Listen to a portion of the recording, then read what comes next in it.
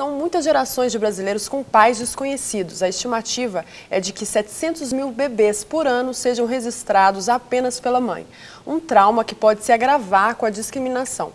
Por isso, o Conselho Nacional de Justiça determinou a intimação da mãe que se recusa a dizer o nome do pai em cartório. Sobre a importância do pai na formação do cidadão e na constituição da família brasileira, é o que nós vamos conversar agora com o pastor Washington de Sá, que já está ali no nosso sofá para falar sobre esse assunto. Esse pastor que é abençoadíssimo. Demais. Já é de casa também, né, pastor? Esse, quando fala da família, a gente como diz Seja bem-vindo. bebe, né? Bom dia. Bem, pastor. Seja bem-vindo, meu irmão. Obrigado, a alegria estar com vocês mais uma vez, viu? Que tema, hein? Esse tema é bem, realmente nos dias de hoje, a gente sabe que muitas pessoas passam por isso. Então, o que você tem a dizer, assim, principalmente sobre a importância disso para uma criança, para um adolescente, ou até mesmo para um jovem, de ter a paternidade conhecida, reconhecida, né? Bom dia você de casa que nos assiste, é uma honra, uma alegria estar mais uma vez aí na sua casa. Deus te abençoe, que seja um momento de bênção. Esse assunto é um assunto gostoso de falar, interessante de falar, é um problema que vivemos, mas sempre vocês fazem boas perguntas e eu amo muito pelas boas perguntas que são feitas e ajuda a elucidar muito o assunto que talvez para alguns seja até um tabu. Uma mãe não quer tratar do assunto, mas e a criança, e o direito da criança e o filho? Nós podemos voltar para a Bíblia, para a Palavra de Deus, que mostra a importância do Pai. Deus é um Deus de gerações. Ele sempre se preocupou com as gerações, com a identidade. Podemos mesmo ouvir falar sobre o Deus de Abraão, de Isaac, de Israel, que mudou para Jacó para Israel. Então Deus sempre procurou manter essa ligação de gerações. Vemos a genealogia lá no começo, e gerou fulano, que gerou Beltrano. Então é algo que Deus se preocupa em mostrar a identidade, ter esta identidade. E roubar das crianças essa identidade eu acho algo assim muito terrível, muito difícil. Sim, pastor. Eu queria só fazer um complemento aqui. Quando você fala roubar da criança o direito dessa informação, dessa identidade também, dessa ferramenta para ajudar ela nessa construção da identidade, não é só omitindo o nome do pai ou da mãe, né? A mãe é mais difícil omitir, né? Mas no caso o nome do pai, não é só omitindo, mas também colocando informações além do que seria. Eu estou dizendo isso porque na semana passada, nos Estados Unidos, nós vimos uma decisão judicial que deu a um homem e a duas mulheres o direito de figurarem no documento de identidade de uma criança, de um bebê, como os pais dela, né? Então, um homem, ele conhecia um casal de lésbicas e ele doou, então, o seu sêmen para que elas pudessem engravidar. Verbalmente falando, ele disse que não queria vínculo com a criança, porém, quando a criança nasceu, ele queria fazer parte da vida da criança. E aí ele processou as duas amigas, querendo ter esse direito, e aí a justiça decidiu semana passada que a criança poderia, então, ter 3 pais. Então, a criança ela precisa de ter a informação correta, né? Porque senão ela também, você vai de um extremo ao outro, né? Em alguns casos não consta o nome do pai, e em outros casos está constando o nome de 3 pais, né? Que é um absurdo uma coisa dessa também. Nós trazemos, né, como sociedade, tantos problemas. Se seguíssemos todos os conselhos da Palavra de Deus, da Bíblia, evitaríamos muitos problemas como este, que podemos chamar de um problema, tendo em vista o padrão social. Falamos um pouco há um tempo recente sobre essas famílias reorganizadas, os novos arranjos e modelos de família e até possíveis problemas que vivemos com isso. Então temos a família dita padrão e principalmente no modelo bíblico que Deus estabeleceu, onde temos o pai, a figura paterna, e os papéis deste pai, a mãe e os papéis da mãe, os filhos, a instrução, tantos textos bíblicos mostrando a responsabilidade de cada um, o dever de ensinar, de formar, tendo em vista que toda criança nasce limpinha de informações, um livrozinho em branco a ser escrito, por exemplo, nasce sem educação, precisa ser educada, precisa ser ensinada. E ensinada por quem? Qual é o modelo certo? Então, se olharmos para a Bíblia, o modelo certo é aquele modelo onde nós temos a figura do pai, do homem, e da mãe, mulher, porque este é o modelo constituído por Deus, onde tem as características específicas do homem que são ensinadas por ele para o seu filho ou para a sua filha. O que vai ser importante na vida do menino é aprender a ser homem, aprender a ser trabalhador, a ser amável, a escolher esposa, a ser aquele que protege a mulher e o papel da mulher. Enfim, é importante ter a figura dos dois para ter um desenvolvimento saudável dentro de um padrão social já pré-estabelecido desde o começo da humanidade. E estes novos arranjos, infelizmente, têm trazido alguns problemas, inclusive este problema. Pastor, como será a vida dessa criança que tem ali o nome de três? Então, o espermatozoide doado por um, o óvulo doado por outro. E como essa criança desenvolve? Qual é o padrão que ela terá para se associar, para assimilar? Uma vez que o primeiro modelo para o aprendizado é o modelo da modelação, onde a criança observa primeiramente os pais. Ele observa o comportamento, o caráter, observa o dia a dia, o trabalho, o amor, o zelo, e a criança se assemelha, ela assimila aquele ambiente e ela toma para si.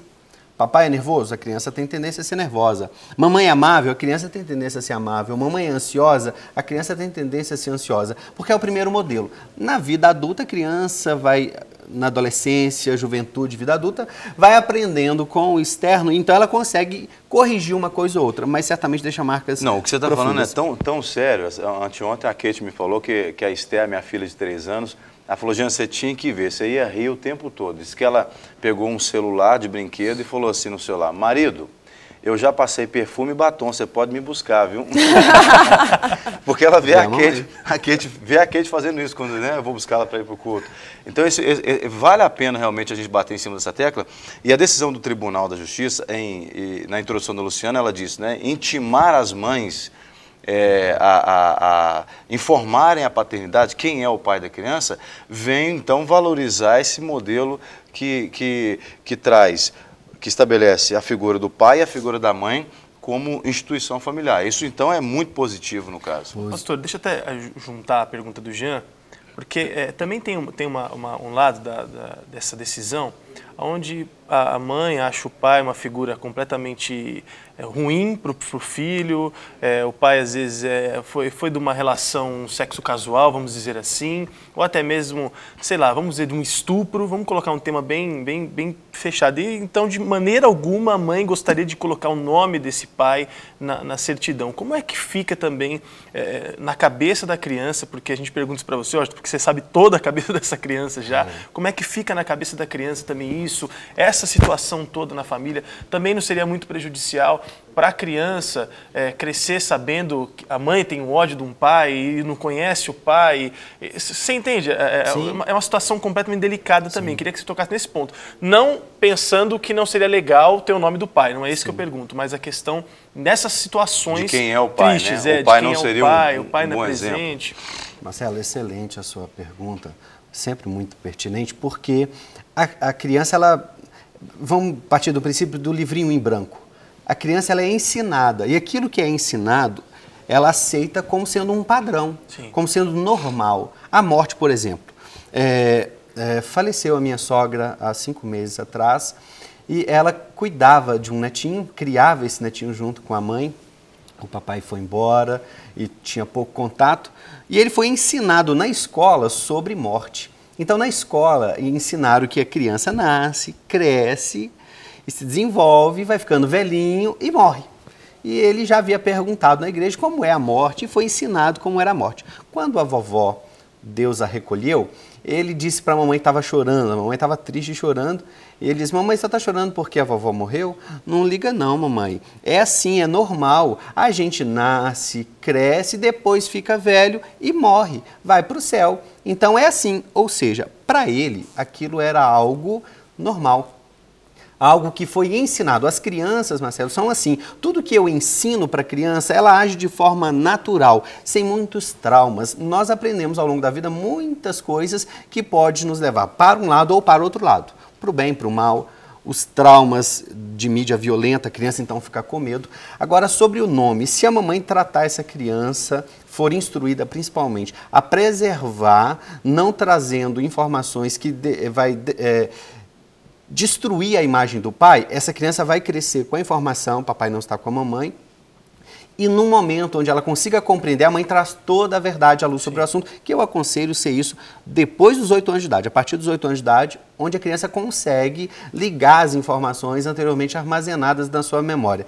O ideal seria, para mim, a partir dos 12 anos. Então, responda, antes disso, apenas o necessário, as perguntas que forem feitas pela criança ou por terceiros que fazem a criança, e a criança, então, reporta à sua mamãe. O fato de a mamãe ter vivido uma situação que, se não foi o estupro, foi um ato sexual fora de uma situação de casamento, matrimônio, mostra também o despreparo da mamãe. A mamãe, ela estava numa situação de vulnerabilidade, ou ela cedeu, ou ela não tinha nenhum parâmetro para saber, ou conseguir, não vou me aventurar porque eu posso ter uma gravidez. Então a mamãe tem responsabilidades também. E isso deve ser ensinado numa linguagem apropriada, principalmente a partir dos 8 anos, para que a criança entenda por que aconteceu. Ela não é um fruto de um azar.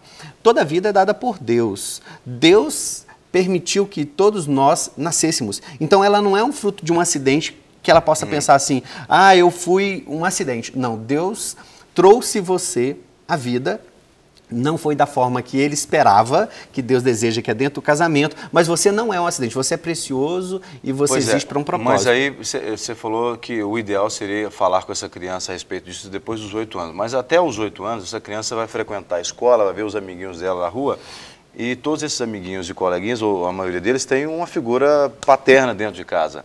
E ela começa a fazer perguntas, né, para essa mãe. Aí, como o Maurício falou, né, como é que essa mãe vai explicar para essa criança, olha, eu tive um caso, né, seu pai não está aqui porque ele morreu, ele foi embora. Quer dizer, se o pai morreu, pode até dizer, é até um alívio, vamos dizer assim, essa informação.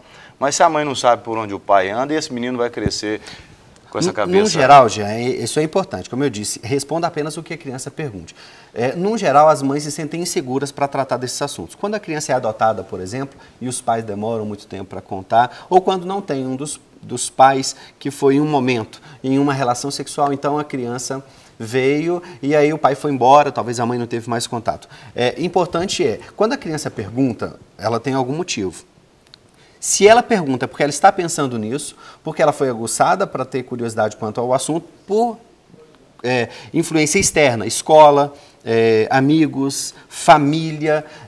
Eu aconselho, numa linha geral, que os pais procurem especialistas na área de psicologia, por exemplo, porque às vezes são muitas perguntas que a mamãe não terá segurança para responder.